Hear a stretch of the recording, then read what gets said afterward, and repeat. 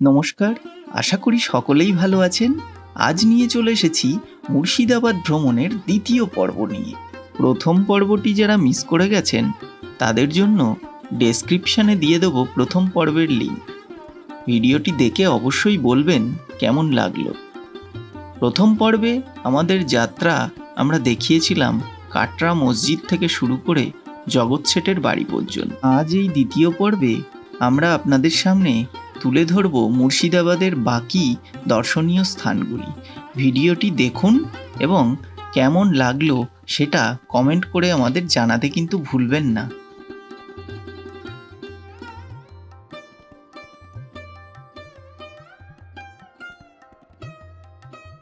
House of জগৎ শেঠ দেখার পর আমাদের পরবর্তী গন্তব্য ছিল নসিপুর রাজবাড়ি। এই প্রাসাদটির প্রতিষ্ঠাতা হলেন দেবী সিংহ, যিনি ইতিহাসে কুখ্যাত। দেবী সিংহের আদিবাড়ি ছিল পানিপথে। মুর্শিদাবাদ যখন চরম উন্নতির শিখরে, দেবী সিংহ তখন পানিপথ থেকে এখানে ব্যবসার উদ্দেশ্যে চলে আসেন এবং পরে দেওয়ান রেজা খাঁর অধীনে চাকরি গ্রহণ করে এবং ইংরেজ কোম্পানির অধীনে রেভিনিউ কালেক্টর হিসাবে যোগদান করেন।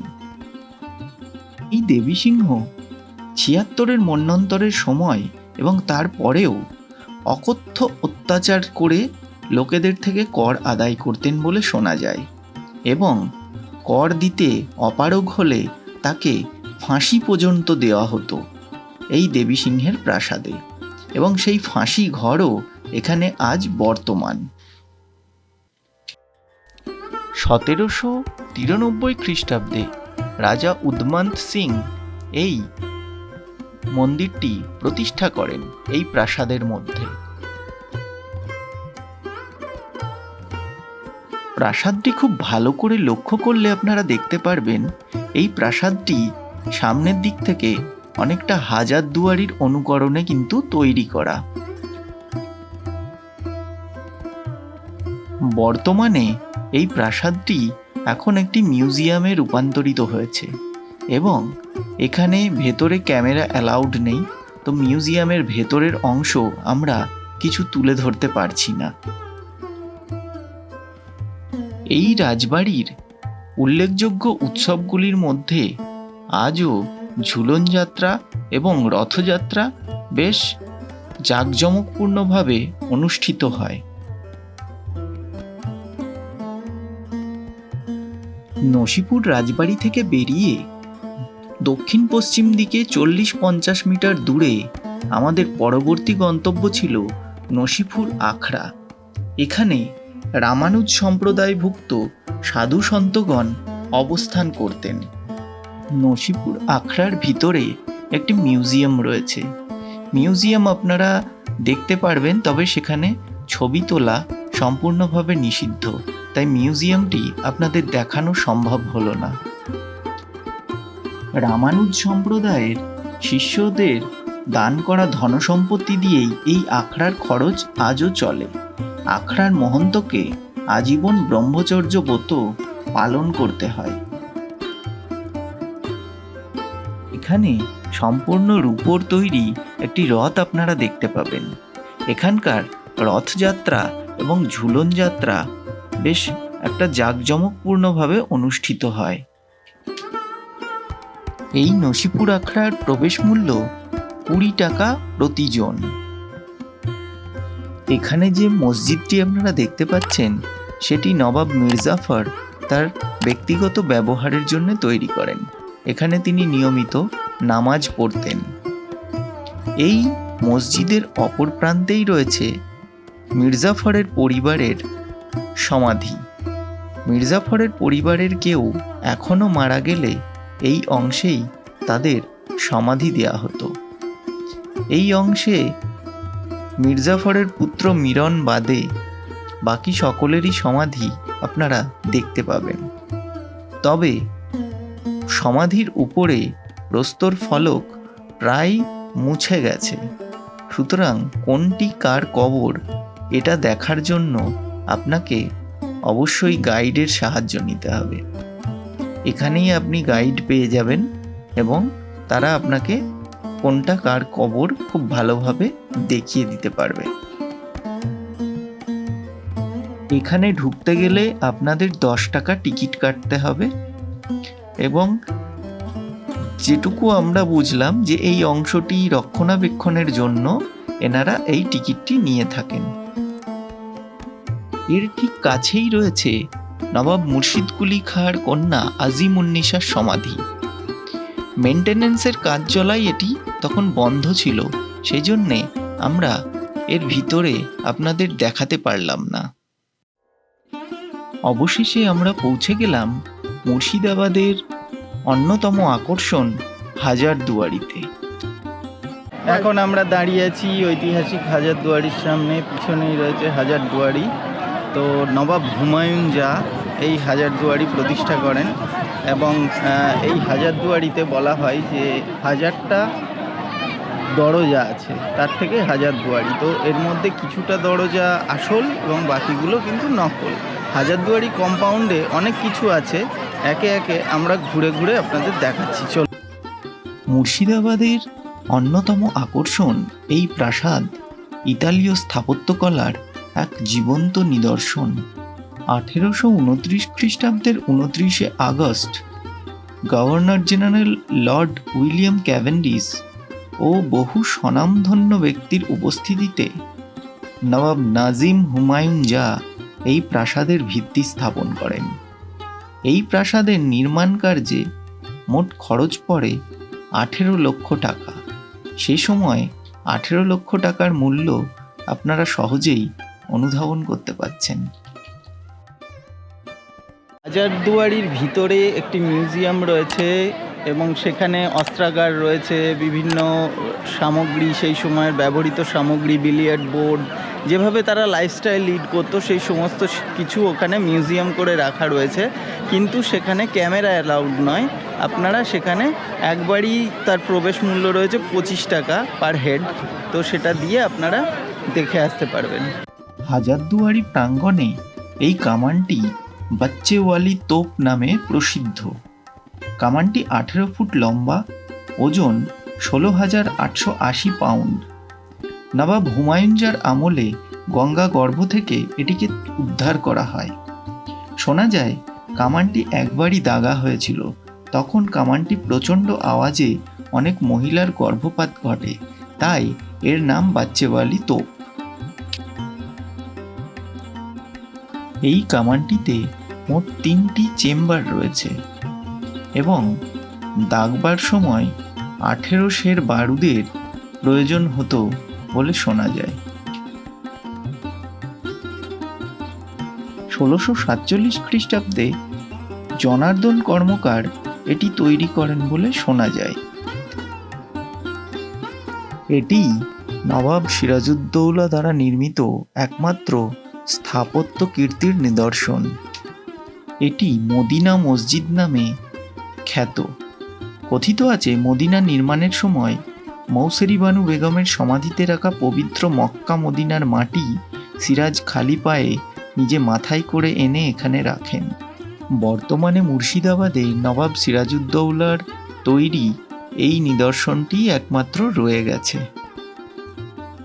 হাজারদুয়ারি প্যালেসের ঠিক বিপরীত দিকে এই ইমামবাড়াটি অবস্থিত।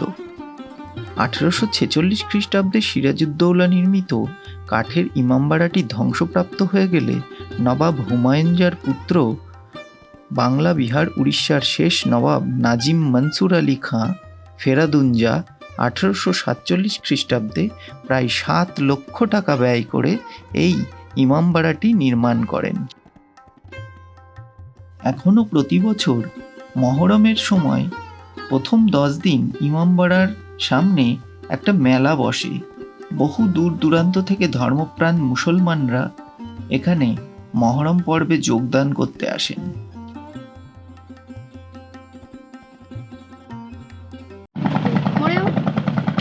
সদর ফেরিঘাট থেকে এবার ঘাট পার হয়ে আমরা যাচ্ছি খোশবাগের দিকে।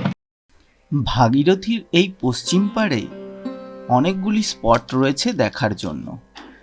এখানে এই ধরনের নৌকায় পারাপার করতে পারাপারের মূল্য নেওয়া হয় 5 টাকা প্রতিজন। ভাগীরথীর এই পশ্চিম পাড়ে অনেকগুলি স্পট আপনারা দেখে নিতে পারেন। তার মধ্যে উল্লেখযোগ্য খোশবাগ, রোশনীবাগ, জগৎবন্ধু ধাম ও কিরিটেশ্বরী মন্দির। এই স্থানগুলি ভ্রমণের জন্য আপনাদের কিন্তু একটা দিন সময় লাগবে, প্রায় 6-7 ঘন্টা এখানে আপনাদের লাগতে পারে। ঘাটের এই পার থেকে আপনারা টোটো পেয়ে যাবেন। আমরা যেহেতু একদিনে সমস্তটা কভার করেছিলাম, শুধুমাত্র খোশবাগ আমরা গেছিলাম। এই টোটোটি আমরা রিজার্ভ করেছিলাম 100 টাকার বিনিময়ে, যেটি আমাদের খোশবাগ ঘুরিয়ে আবার ঘাটে এনে নামিয়ে দিয়েছিল। অবশেষে আমরা পৌঁছে গেলাম খোশবাগে। এখানেই শায়িত রয়েছেন বাংলা, বিহার, উড়িষ্যার স্বাধীন নবাব সিরাজউদ্দৌলা। এখানে প্রবেশের জন্য কোনো রকম প্রবেশ মূল্য নেই। লোকাল গাইড কিছু রয়েছে যাদের সাহায্য আপনারা নিতে পারেন, কারণ এখানে অনেকগুলি কবর রয়েছে আর কবরগুলির ওপরে কোনো রকম নির্দেশক কোনো স্মৃতিফলক নেই যা থেকে আপনি বুঝতে পারবেন, সুতরাং গাইড নেওয়াই দরকার। আচ্ছা, এনার নাম সারফুন্নেসা বেগম। ইনি বড় 3 জনের মধ্যে, এই জন্যই নাকি গেটের সামনে কবর দিয়েছে প্রথমে। আচ্ছা, আলিবর্দিখার কোনো ছেলে ছিল না, ওনার 3 মেয়ে ছিল। হ্যাঁ, একজন ঘসেটি বেগম, আর একজন আমিনা বেগম, আর মমিনা বেগম। আচ্ছা, তো এই দেখুন, এটি হচ্ছে ঘসেটি বেগমের কবর, সিরাজের মাসির কবর। আচ্ছা, যত ষড়যন্ত্র সিরাজদৌল্লার বিরুদ্ধে এই তো করেছিল, ষড়যন্ত্রের মূলে হচ্ছে ঘসেটি বেগম। আর ইনার যেটা বাগান বাড়ি সেটা মতিঝিল, হ্যাঁ, নদীর ওই পারে। আচ্ছা, আলিবর্দিখার আরেক মেয়ে ছিল মমিনা, ওনার কবর আছে বিহারে, তো বন্দি রেখেছিল নদীর ওই পারে। হ্যাঁ, তো বন্দির খবর পেয়ে সিরাজের 17 জন আত্মীয় সিরাজকে দেখা করতে এসেছিল বিভিন্ন জায়গাতে, ঢাকা, বিহার, উড়িষ্যা। ওই আপনার মির্জাফরের বাড়ি জাফরাগঞ্জ ধারণ করে, কিন্তু পায়ের যে নাগরা জুতো, নবাবী জুতো, সে জুতো সিরাজ খোলেনি। সে সময় ক্লাইভ, মির্জাফর এরা পুরস্কার ঘোষণা করেছিল যে সিরাজকে ধরিয়ে দেবে, পুরস্কার দেওয়া হবে। আর লুৎফুন্নেসাকে তো ধরুন কেউ মারেনি। লুৎফুন্নেসার ইচ্ছা ছিল যে আমি যতদিন বেঁচে থাকবো স্বামীর কবরে থাকবো। তো আসুন, ওই যে পাঁচিলের গায়ে একটি উঁচু জায়গা দেখা যাচ্ছে, ওই জায়গাটার উপর ঘর করে দিয়েছিল লুৎফুন্নেসাকে। আচ্ছা, আপনার ইংরেজরা আর মির্জাফরেরা, আর ওনাকে আপনার ইস্ট ইন্ডিয়া। আচ্ছা, এখানে যে কবর 3 জনের রয়েছে দেখুন, এগুলো হচ্ছে বডিগার্ডদের কবর। এই মাঝখানে যার কবর, ইনার নাম গোলাম হোসেন। হ্যাঁ, ইনি ছিলেন নবাব সিরাজের বডিগার্ড, মানে খাস বডিগার্ড। ওই পাশে ওটা আব্দুল হোসেনের কবর, আর এটা সাবদুল হোসেনের কবর। এরা দুজন 2 ভাই। নবাব আলীবর্দী খাঁ জীবিত থাকা অবস্থায় এই খোশবাগ নির্মাণ করান। তার সমাধি ক্ষেত্রর জন্যই এটি মূলত তিনি নির্মাণ করান, এবং এই অংশে প্রচুর ফুলের বাগান দিয়ে সাজিয়ে তোলেন। সেই খুশবু বাগ থেকেই এর নাম আজ খোশবাগে রূপান্তরিত হয়েছে। এখানে স্মৃতিফলকযুক্ত যে কবরটি আপনারা দেখছেন, এটি নবাব সিরাজউদ্দৌলার কবর। এখানেই তিনি শায়িত রয়েছেন।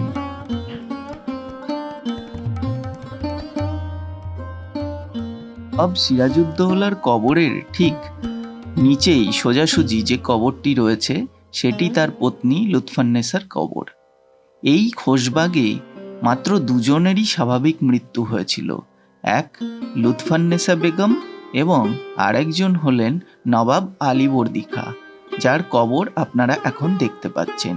এই কবরটি সিরাজ নিজ হাতে দিয়েছিলেন। এটি খোশবাগের প্রথম কবর।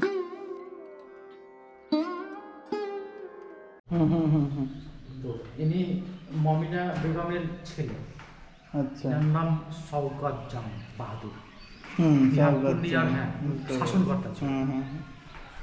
পায়ের দিকে নবাব আলীবর্দী খাঁ ব্যক্তিগত ব্যবহারের জন্য এই মসজিদটি নির্মাণ করেন। এই মসজিদটি খোশবাগের একটি আকর্ষণীয় মসজিদ। মসজিদটি দিল্লির জামা মসজিদের অনুকরণে তৈরি। জামা মসজিদ যারা দেখেছেন তারা দেখলে বুঝতে পারবেন, জামা মসজিদের অনুকরণে এর সামনে একটি বিশাল অজুখানা রয়েছে। সিরাজউদ্দৌলার মৃত্যুর পর তার পত্নী লুৎফান্নেসা বেগমকে এই খোশবাগের কেয়ারটেকার হিসাবে নজরবন্দি করে রাখা হয়। আমৃত্যু তিনি এখানেই বসবাস করতেন। ভাগীরথীর পশ্চিম পাড়ের এই যাত্রা শেষ করে আমরা আবার রওনা হলাম পূর্ব পাড়ে। এখানে আমাদের গন্তব্য এবার মতিঝিল মসজিদ ও মতিঝিল পার্ক। নবাব আলীবর্দী খাঁ মুর্শিদাবাদে বহু অট্টালিকা তৈরি করার জন্য ইটের প্রয়োজনে যে সমস্ত খাদ কেটেছিলেন, উক্ত খাদগুলি মতিঝিলে পরিণত হয়। মতিঝিলের রক্ষণাবেক্ষণের জন্যে আলীবর্দী খাঁর জামাতা নওজেস মোহাম্মদ এই ঝিলের তীরে তার পত্নী মেহেরুন্নিসা, যিনি ইতিহাসে ঘসেটি বেগম নামে খ্যাত, তার বসবাসের জন্যে এক অপূর্ব সুন্দর অট্টালিকা প্রস্তুত করেন। 1750 থেকে 51 সাল নাগাদ নওজিস মোহাম্মদ এখানে একটি মসজিদ তৈরি করেন, যা মতিঝিল মসজিদ নামে পরিচিত। সেটি আপনারা এখন দেখতে পাচ্ছেন। এই মতিঝিলে একসময় মুক্তোর চাষ হতো, সেই থেকেই এর নাম মতিঝিল। মতিঝিলের সেই প্রাসাদ আর অট্টালিকা আজ আর কিছুই অবশিষ্ট নেই।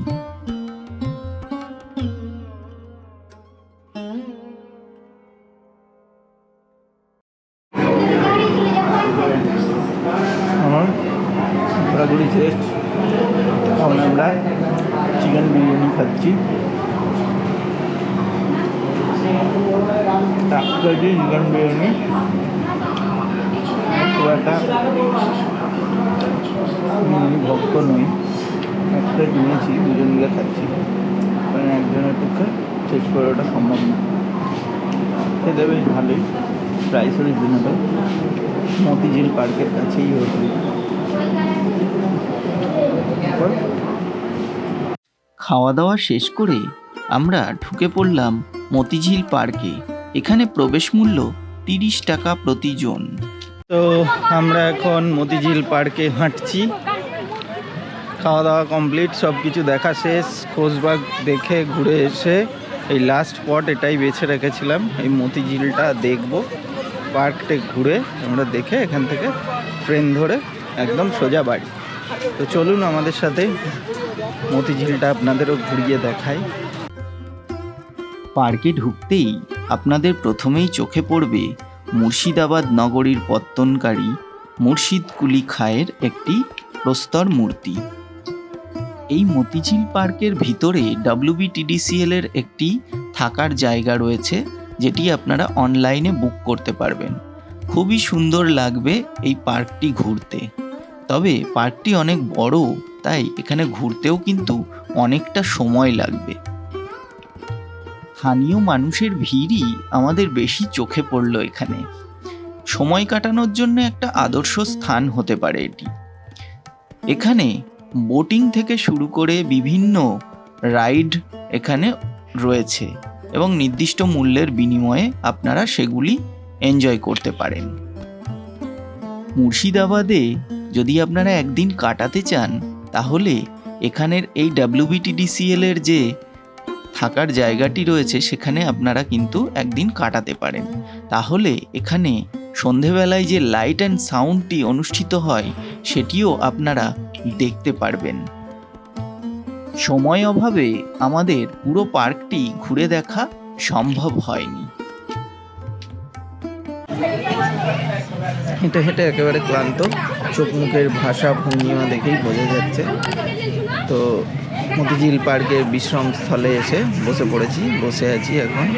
এখানে এই পর্যন্তই আমাদের জার্নি আজকে শেষ। এবার এখান থেকে আমরা উঠে হাজারদুয়ারি এক্সপ্রেস ধরে একদম সোজা বাড়ি পৌঁছাবো। তো আজকের ভিডিও আমরা এখানেই শেষ করছি। আমাদের ভিডিওটা কেমন লাগলো, আমাদের সাথে কেমন ঘুরলেন সেটা অবশ্যই জানাবেন এবং চ্যানেলটিকে লাইক, শেয়ার এবং সাবস্ক্রাইব অবশ্যই করবেন। আর বেল আইকনটি প্রেস করে রাখবেন, তাহলে যখনই আমরা একটা ভিডিও দেবো নোটিফিকেশান আপনার কাছে চলে যাবে। ধন্যবাদ আমাদের ভিডিও দেখার জন্য, পাশে থাকার জন্য ধন্যবাদ।